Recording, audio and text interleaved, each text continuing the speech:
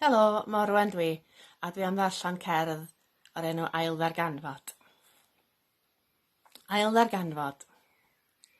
Un noson, wrth gerdded hyd corridor dy feddyliau yn unfryd un cyfeiriad, rhwng y muriau moel di ffenestr, a phob drws yn wyneb unffurf di fynegiant, a'r carped yn mygu sŵn dy droed. Bu ddoi yn y pen draw, wyneb yn wyneb a thi dy hun.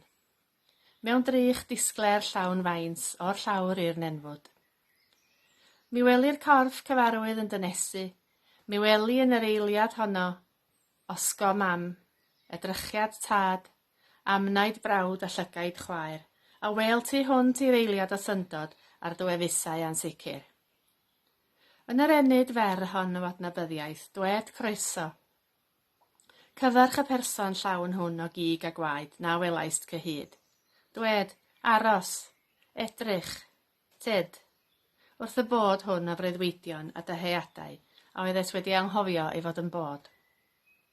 Ail afael, estyn dy law, cydian dyn ac yn dyner a chyd gerdda. Cama i'r drych a dwed, dyma fi. Teimla lif dau waed yn nuno, dwy galon yn cyd guro. Ymwynga i mewn i'r uncroen a thro. Wele. Dacw ddrws yn gul agored. Diolch am wrando.